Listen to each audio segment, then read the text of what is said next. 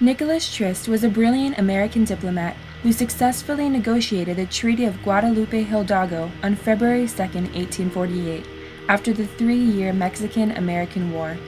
Trist attended West Point, studied law under Thomas Jefferson, and served as a private secretary to U.S. President Andrew Jackson. U.S. President James K. Polk sent Trist to negotiate the treaty to end the Mexican-American War, and played a major part in opening the West. It should have been the crowning achievement of his career. Both Polk and General Winfield Scott, the commander of U.S. forces in the conflict, were both unhappy with Trist's presence in Mexico.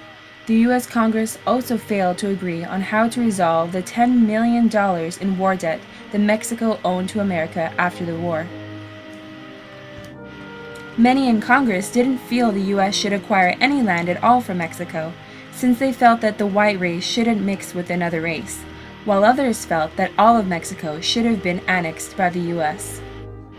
Trist was sent on a diplomatic mission to Mexico by U.S. President James K. Polk to arrange an armistice, but Trist disagreed with Polk and ignored his orders to start bargaining with Mexico's President Santa Anna after Mexico lost the war. Trist capitalized on a brilliant diplomatic opportunity by secretly continuing to bargain with President Santa Anna, which resulted in America acquiring much of the land now occupied by California, New Mexico, Arizona, Texas, Nevada, Colorado, and Utah, which facilitated America's westward expansion.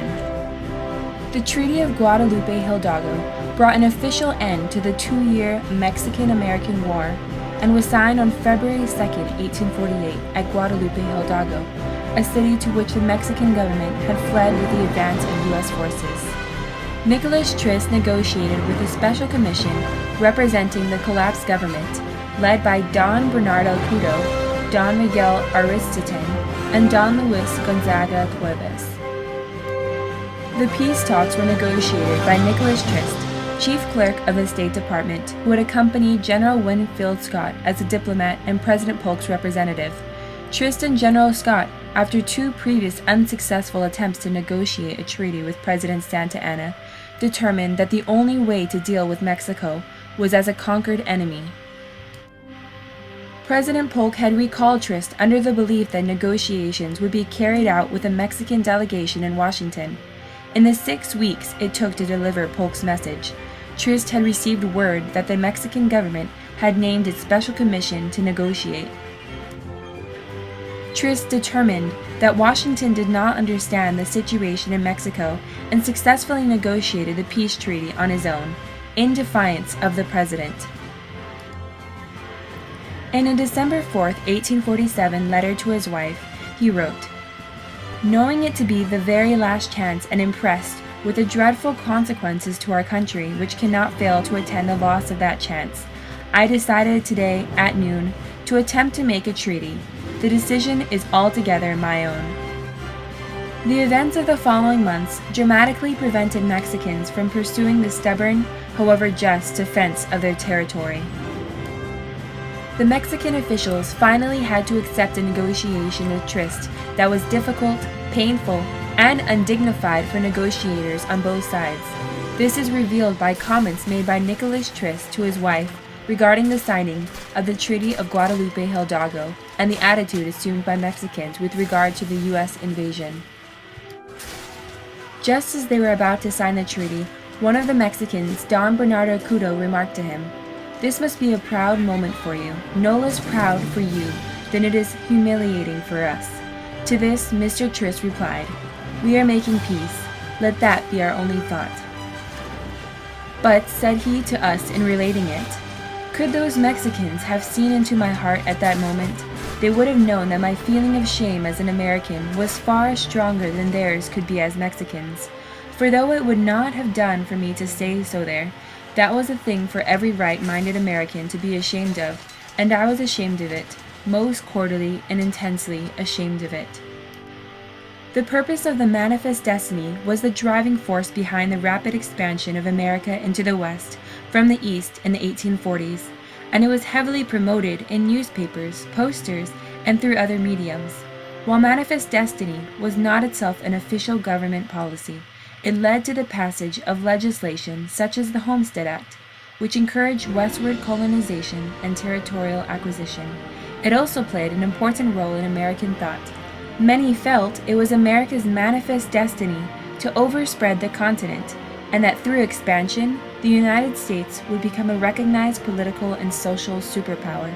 America had been uniquely chosen for the task of expanding westward, driving out the wilderness and establishing civilization. Numerous government campaigns painted the allures of the West for prospective settlers and promoted programs which could help people acquire and hold land in the West. The far-reaching impact of Manifest Destiny was clear. A section of the Manifest Destiny editorial reminded Americans that they were uniquely positioned to spread democracy throughout the world, and this concept clearly played a role in 20th century American foreign policy. Many historians use the term Manifest Destiny to refer to the period in American history which was marked by rapid expansion from sea to shining sea through annexation of the western half of the continent. What was Trist's reward for single-handedly negotiating trillions of dollars worth of new land for the U.S. government?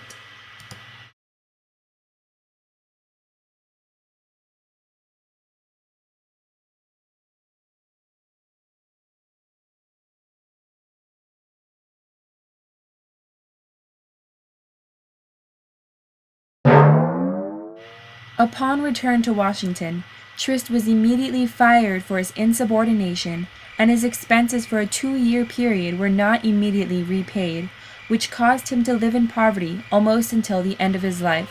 He worked in obscurity as a railroad clerk.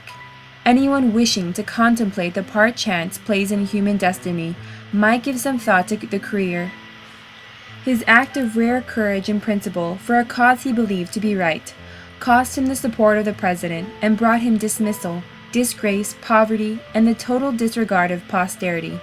Most historians have neglected him entirely or dismissed him as a man of no ability, overlooking the fact that Trist was a victim of an unpopular war, an administration that neither understood nor sympathized with his difficulties or his aspirations. Immovable on matters of principle, Trist determined to do what he considered right, and for this, as well as for the tangible effects of his deed, he deserves better of his country. What the nation obtained as a result of the treaty he executed single-handedly was the boundary of the Rio Grande and the cession of territory between that river and the Pacific Ocean, which includes the present states of California, Nevada, Utah, New Mexico, Arizona, a corner of Wyoming, and the western slope of Colorado.